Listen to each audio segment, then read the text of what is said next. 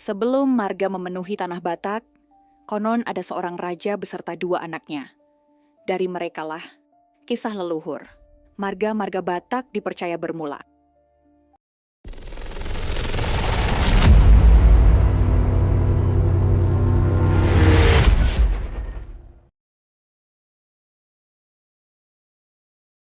Halo semuanya, selamat datang di paparan kita kali ini. Hari ini kita bakal membedah sebuah kisah epik yang jujur aja luar biasa banget. Kita akan menelusuri perjalanan panjang dari langit tertinggi, perlahan turun menyentuh tanah subur di Sumatera Utara. Ini bukan cuma cerita soal mitos belaka ya, tapi tentang asal-usul dan gimana satu benang keturunan kuno bisa membentuk identitas jutaan orang zaman now. Coba deh pikirin sebentar. Gimana caranya sebuah mitos kosmik kuno, cerita tentang dewa-dewa dan manusia pertama, itu bisa berubah wujud jadi catatan silsilah resmi yang super ketat. Silsilah ini, yang kita kenal dengan sebutan Tarombo, ibarat akar pohon raksasa yang mengikat kuat jutaan keturunan Batak dimanapun mereka berada sekarang. Keren banget kan? Jadi, kalau kita merujuk pada sumber-sumber yang ada, cerita ini bermula dari sang pencipta, Mula Jadi Nabolon, yang menciptakan pasangan manusia pertama di bumi. Mereka adalah Raja Ihat Manusia dan Boru Ihat Manusia. Dari pasangan awal inilah lahir generasi penerusnya, yaitu Raja Miok-Miok. Nah, Raja Miok-Miok ini punya peran yang sangat penting, karena dari dia lahir seorang pewaris krusial buat umat manusia di dunia tengah, yaitu Eng Banua.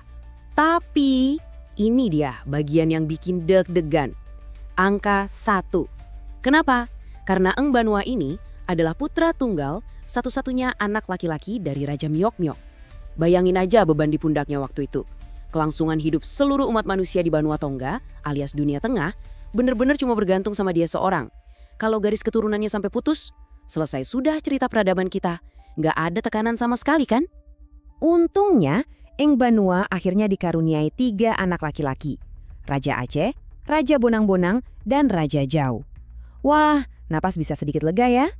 Nah, yang bikin kisahnya makin menarik adalah takdir untuk meneruskan cikal bakal bangsa Batak ini nggak jatuh ke tangan anak pertama, si Raja Aceh, dan bukan juga ke anak bungsu, Raja Jau.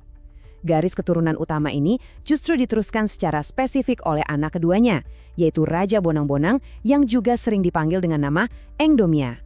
Dari Raja Bonang-Bonang ini, sejarah mencatat lahirnya sosok spiritual yang amat sangat dihormati. Namanya Guru Tantan Debata. Saking dihormatinya, beliau menyandang gelar kehormatan yang tinggi banget, yaitu Ompu Raja Ijolma. Guru Tantan Debata ini bukan cuma sekedar nama numpang lewat di silsilah ya. Beliau adalah jembatan penghubung yang luar biasa penting antara era mitologi di masa lalu dengan masa depan yang bakal mengubah segalanya. Dan kita ketemu lagi sama angka 1. Yap, silsilah keluarga ini kembali menyusut di leher botol yang sempit. Sama persis kayak kakek buyutnya, Guru Tantan Debata juga ternyata cuma dikaruniai 1 anak laki-laki tunggal. Tapi jangan salah, dari titik tunggal inilah lahir figur monumental yang kelak jadi bapak dari semua marga. Siapa dia? Betul banget, putra tunggal itu adalah si Raja Batak.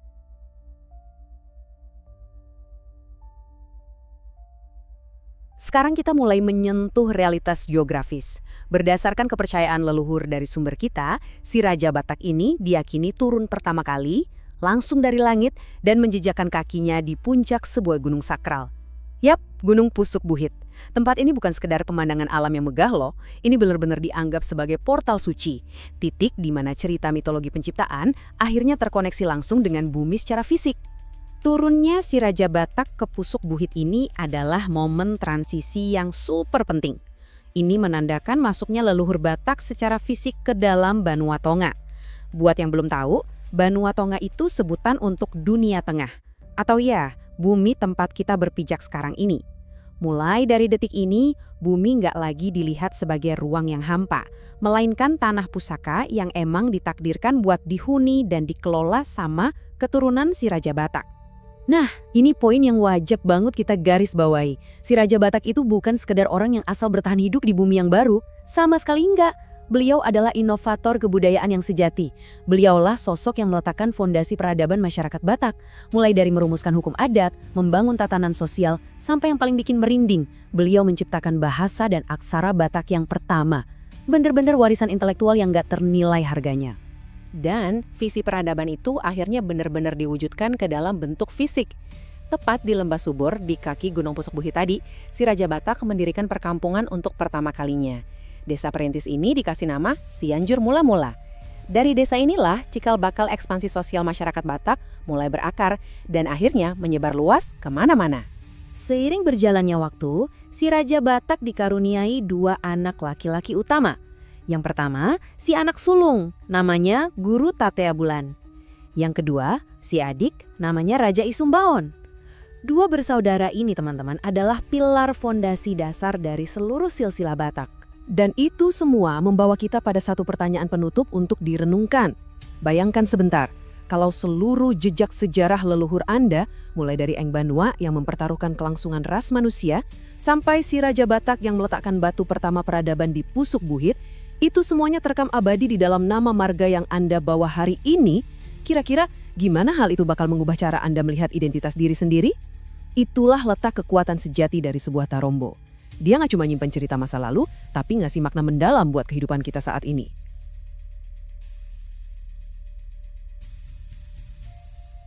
Coba bayangkan ini.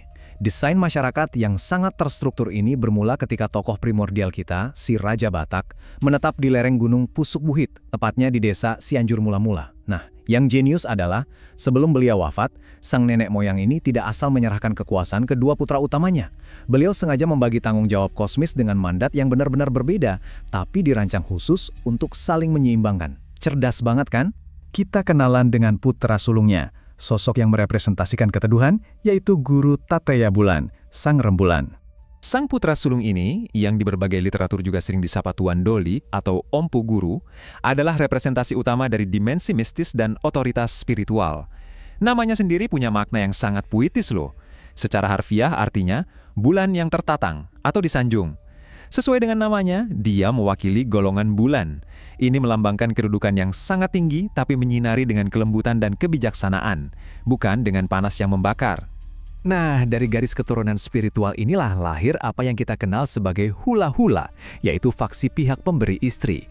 Di dalam sistem kekerabatan Batak, Anda harus tahu bahwa hula-hula ini bukan sekedar keluarga mertua biasa. Sama sekali bukan. Mereka menduduki hierarki tertinggi dan diposisikan sebagai sumber berkat spiritual serta kehidupan yang paling disakralkan. Terus, dari mana asal-muasal otoritas sakral tersebut? Semuanya berakar dari warisan si Raja Batak yang disebut Surat Agung.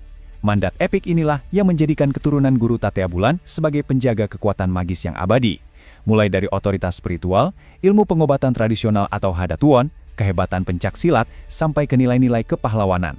Singkatnya, mereka adalah pelindung jiwa sejati masyarakat. Poin yang paling krusial di sini adalah kontrasnya. Sementara Guru Tatea Bulan fokus menatap ke langit untuk menuntun spiritualitas rakyatnya, sang adik, Raja Isumbaon, punya fokus yang berbalik 180 derajat. Dia justru punya tugas yang sangat berat untuk mengorganisir kehidupan membumi manusia sehari-hari. Mari kita bahas tentang sang adik. Sang penggerak peradaban, Raja Isumbaon, sang matahari. Asal tahu saja, nama Raja Isumbaon itu akar katanya dari Somba, yang artinya raja yang disembah. Dia ini adalah figur leluhur dari faksi Buru atau pihak penerima istri. Secara budaya, kelompok ini tuh merepresentasikan dimensi maskulin. Merekalah para pemimpin formal yang mengeksekusi urusan-urusan dunia, menjunjung tinggi hukum, dan pastinya punya loyalitas serta pengabdian tanpa pamrih. Biar bisa menjalankan peran sebagai eksekutor peradaban, Raja Isumbaon dianugerahi sebuah mandat bernama Tumbaga Holeng. Mandat ini ngasih dia otoritas penuh atas hal-hal praktis di lapangan, mulai dari administrasi pemerintahan, penegakan hukum peradilan adat, pengenalan teknik persawahan biar rakyat bisa makan, sampai memperluas urusan perdagangan dan seni mencipta. Jadi bisa dibilang dialah mesin penggerak keseharian masyarakat. Di bagian keempat ini, kita akan melihat siapa saja yang menjadi pewaris takdir ini, mereka yang meneruskan mandat kosmis para leluhur. Jadi, mandat sang rembulan ini diteruskan oleh putra-putra Guru Tatea Bulan. Beliau ini diyakini punya 10 anak yang lahir kembar berlainan jenis, atau marporhas. Nah, kelima putra utamanya ini kemudian menyebar ke berbagai penjuru, dan masing-masing mewarisi peran spesifik. Tuan Saribu Raja membentuk klan pengembara yang tangguh. Limbong Mulana menegakkan kedaulatan tanah, Sagala Raja fokus pada keadilan agraria, dan Silau Raja Dia bertugas mengikat solidaritas antar klan. Semuanya punya peran yang super penting. Tapi, jujur saja, kisah yang paling bikin merinding itu ada di putra sulungnya, Raja Uti, yang juga dipanggil Raja Biak-Biak. Bayangkan, dia terlahir dengan keterbatasan fisik yang sangat ekstrim, tanpa tangan dan kaki yang berfungsi secara normal. Tapi apa dia menyerah? Tentu saja tidak. Lewat pengabdian total, dia secara menakjubkan mengubah penderitaan fisik itu menjadi kekuatan spiritual yang abadi. Dia bahkan bermutasi menjadi mediator tertinggi antara Sang Pencipta dan masyarakat Batak. Dan sekarang kita tiba di bagian kelima. Inti dari semuanya, keseimbangan kosmis Dalihan Natolu. Mungkin Anda sekarang bertanya-tanya, terus gimana caranya faksi bulan yang penuh mistis dan faksi matahari yang kaku sama hukum ini bisa bersatu membangun peradaban yang awet? Nah, rahasianya ada di Dalihan Natolu, yang artinya tungkunan tiga. Ini tuh fondasi filosofi sosial yang mewajibkan keseimbangan mutlak antar kelompok kekerabatan. Desain sistem ini luar biasa jenius karena benar-benar mencegah satu kelompok manapun untuk mendominasi kelompok lainnya. Hebatnya lagi, filosofi ini nggak cuma dibiarkan jadi teori omong kosong. Ia benar-benar dikunci dalam lembaran sejarah lewat sebuah pernikahan strategis.